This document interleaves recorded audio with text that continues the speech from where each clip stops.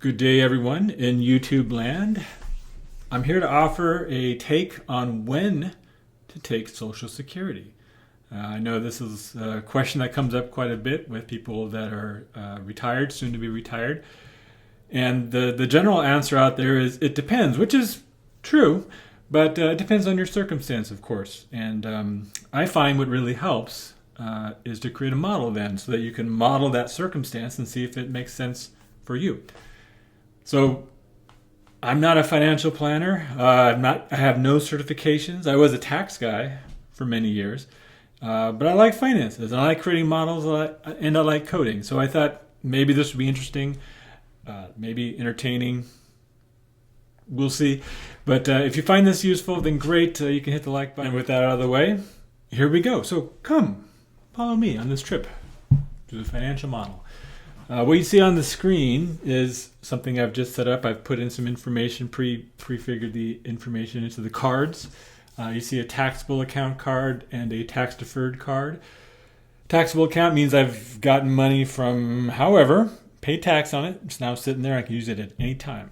Tax deferred account is like your IRAs or your workers' comp, deferred compensation. And to access that money, you're going to have to pay tax on it. You're also probably going to have to be 59 and a half, but we'll just assume for the purposes of this exercise that you're 62, so you can have access to that money, and really you have access to Social Security now. And should you take it now or wait? So let's run through the model and see what it says. The good news is if I just go some start values like 250,000 for your taxable account, 500,000 for your tax deferred, which well done by the way. You can see that after, from 2025 to 2048, so, 23 years, so from 62 to 85, you will have amassed $6.6 million. So we're done. Nah, not quite. Problem is, of course, there's no expenses in this. And you always have expensive taxes and just living. So let's put in some expenses. And I've done this over here on the left. I've pre-filled some information. I've called it monthly expenses. I start right away and I go till April of 2048 again. And as you see, a 3% inflation rate, maybe a little higher, maybe a little less, but it's a good place to start. And we're going to pull our expenses from our taxable account and see what that does to things. So I create it. Oh, that's my dog, Otto, who's making his appearance in the video. He'll be uncredited for the time being. Ooh, not happy about that. All right. So as you see, this did a number on that 6.6 million. Now it's looking a lot more like 300,000. Yes, it's very unhappy.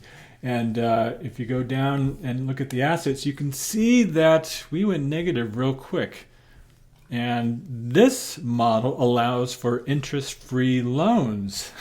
So even though it's paying more and more, this is interest-free. You're not paying the extra you would for interest. So this is not a reasonable example. We cannot fund our lifestyle with this scenario. Now, it is interesting that I'm still above water, and you see that the finished value of the tax deferred is still in the green. So there might be something here, but let's do this. Let's see if I take Social Security at the full retirement age, and let's see what that does to things. So full retirement age, 67. So for 62 now, let's add 3 years, so 2030. The average single retirement payment is 1975-ish. We're going to go to 2048 again.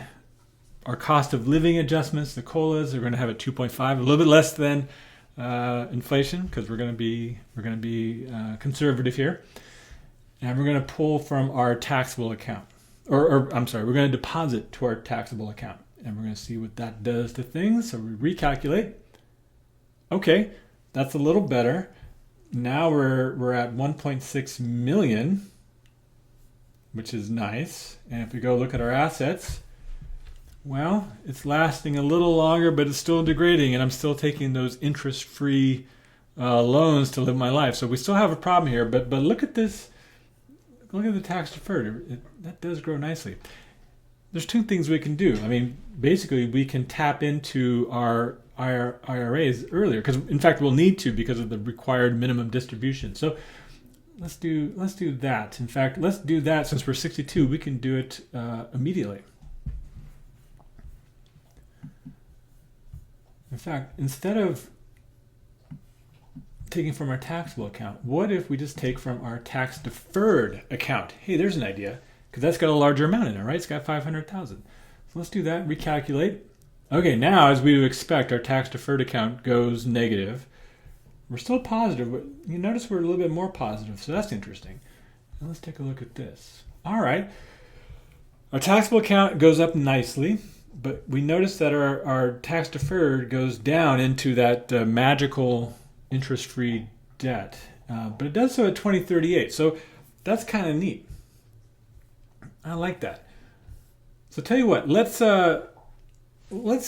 just kind of mix and match here, and let's put our monthly expenses into both the tax deferred and the taxable accounts and see what happens there. And the way I would do that is I would create another monthly expense, and so I'll call this monthly expenses 2. And we'll start this as well right in April, but we'll do this at 2,500. We'll go to 2048 again. And this one we're going to apply to our taxable account, and we'll create it. Now we went real negative, but remember we've got to update our first one, monthly expenses. Put this back to 2,500 as well.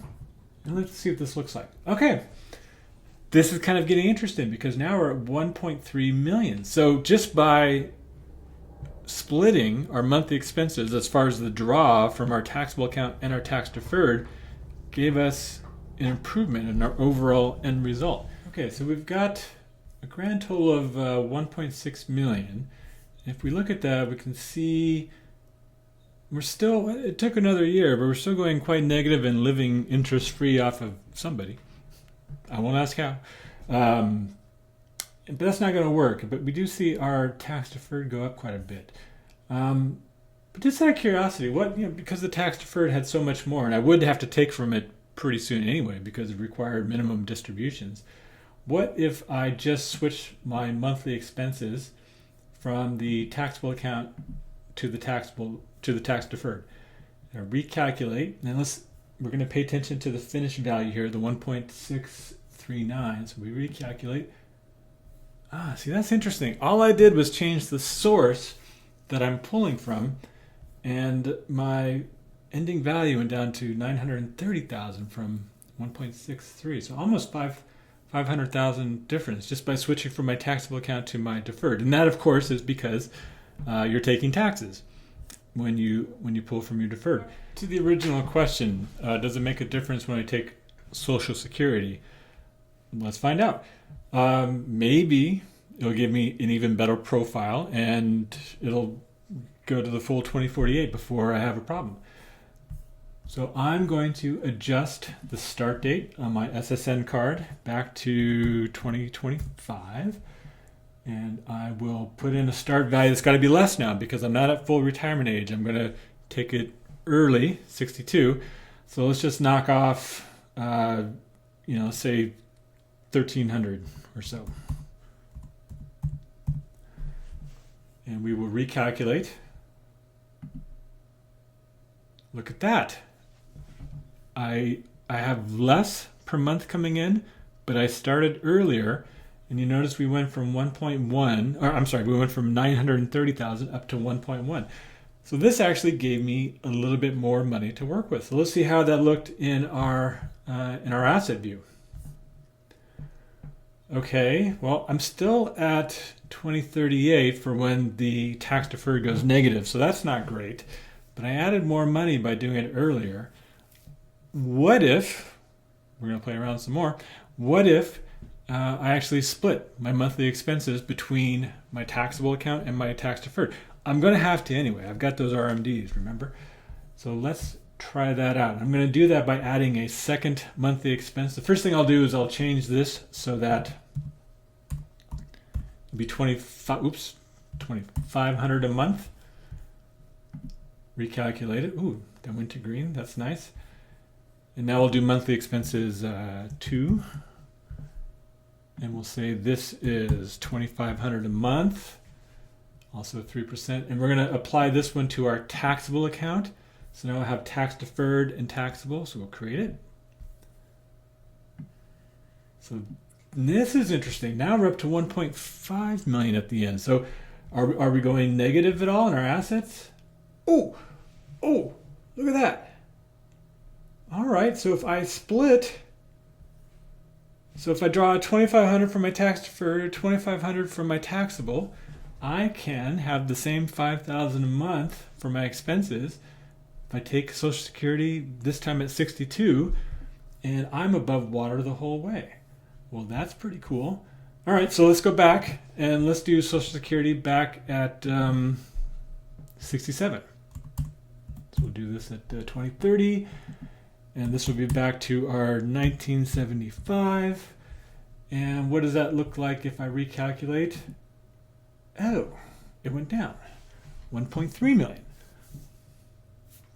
What's that do to my assets and everything?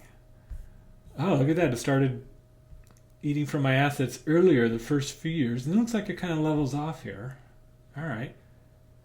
So that meant that even though I got more Social Security later, it actually didn't help my overall net worth.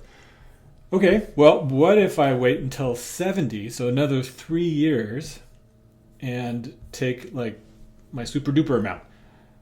So this would be 2031, 3 years later. Oh, I'm sorry, instead of 2030, it'd be 2033, 3 years later. And I'm just kind of making this number up. Let's say it's 2,300 because I get that bump up. And let's recalculate. Oh, now I'm down to just over 1 million. What's this going to look like? Oh, look at this. I'm going negative again. Well, that's not good either. All right. So I think at the end of the day, even though it's a much smaller Social Security payout, if I take it early, I maximize my my ending net worth. Now, the reason why, we can go into more details, and if you like this, I'll do another video on some of the details. But the reason why is I'm exchanging money I'm earning at 9.5% versus the Social Security upgrades, which are a lot less. And so, yeah, because I have assets, I want to maximize the return of those assets. Now, if I'm only basically looking for income replacement, that's a problem. And then I want to have as much Social Security payments as possible. But if I have assets, then it's a question. So you can follow along, try it on the Charting.Finance yourself, and plug in your own numbers, and you can see at some point that the amount of assets you have will make it more worthwhile to take Social Security earlier. And you can use the charts that we have here to plug and play and see what timeline looks for yourself. As always, John, Charting.Finance, and look forward to your questions. And if you want, buy me a cup of coffee. Thanks. Bye.